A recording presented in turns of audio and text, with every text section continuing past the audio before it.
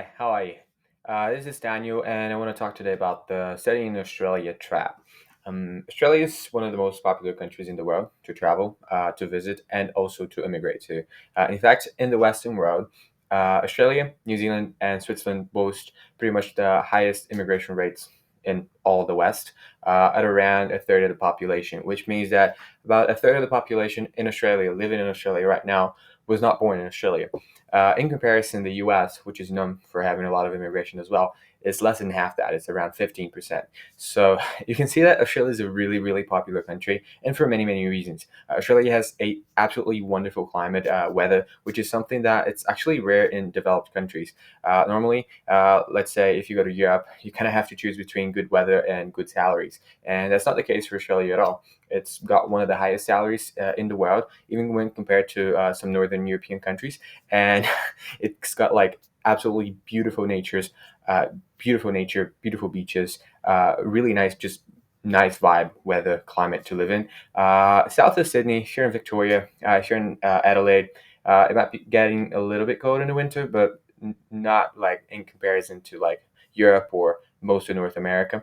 And if you're by the coast in, say, Sydney or Brisbane or Gold Coast or Perth, you just have amazing weather pretty much year round. So it's a really good country. It's a country that attracts a lot of people. It's a country that, for people who want to run away from it all, let's say. Obviously, really outside of political conflicts. It's not like Ukraine or Poland right next to Russia. It's not close to the US. It's not close to the Middle East. It's just like a very kind of neutral political country, I could say.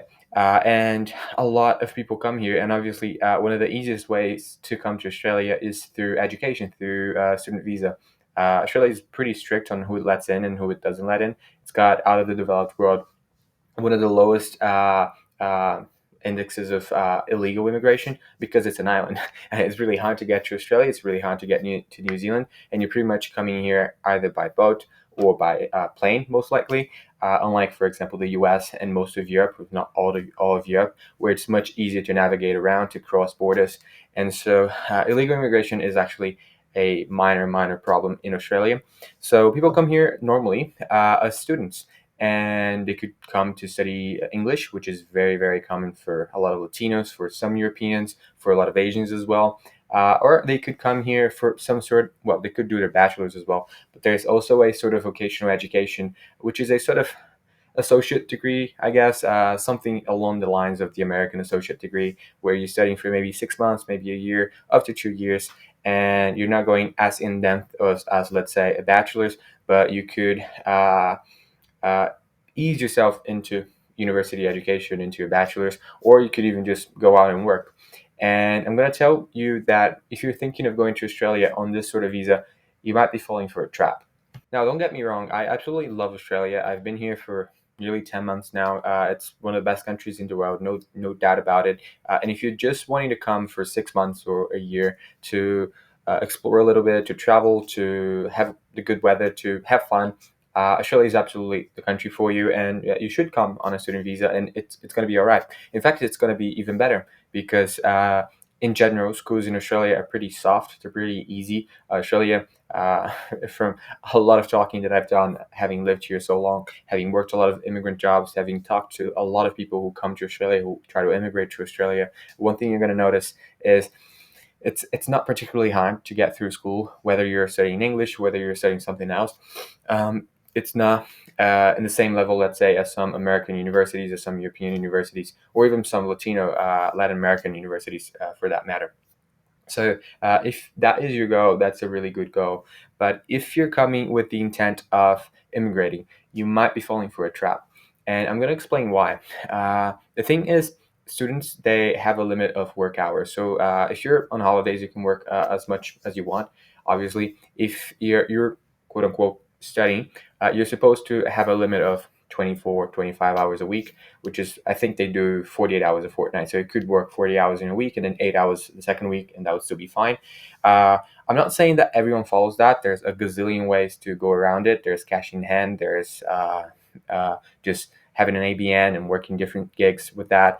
But if you're trying to immigrate to a country, I really do believe that you should just try to follow the law and coming here to immediately like do something that's illegal, even if it's not going to have any real repercussions. It's not really ideal. And to trust that you're going to be able to go through the system without getting caught or without getting deported or whatever is, in my opinion, an, let's call it an unwise move.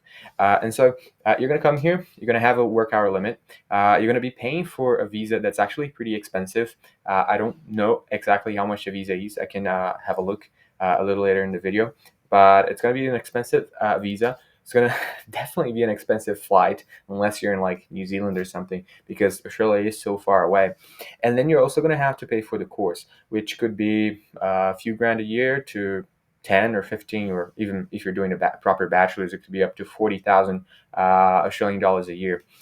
Now, in my experience, you would be able to make a solid, let's say, 2,500 a month, maybe 3,000 a month if you're pushing it, if you're working a lot on holidays and all that, working some sort of low wage job.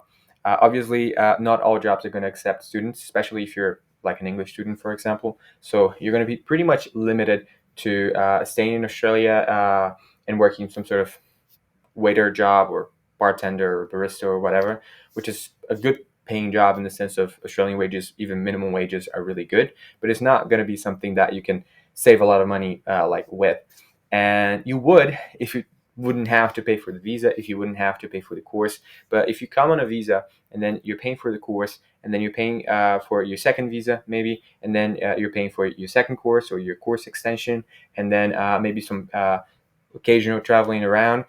Rents are really expensive. I live in Melbourne right now. If you find 300 a week, $300 a week for a room in the CBD, that's actually a pretty good deal. I'm paying 200, but I am so far from the city center. You have no idea where I am. And so you're going to be paying a lot in rent for food, for takeout, for alcohol. And it might be that after 6 months, you're just exactly where you started. You didn't save any money. You didn't really build anything in terms of like putting money aside. And you're just pretty much working to live. You're just working to survive here. And obviously, it's a nice survival, but it's not exactly something that you should be looking forwards to, you know? So I just checked, and apparently the student visa costs around $1,600 or $1,700, which is a lot. It's about a little over half of what you're gonna make working like a whole month here, working part time. So it's a significant amount of money. Obviously, if you're coming, you should be prepared.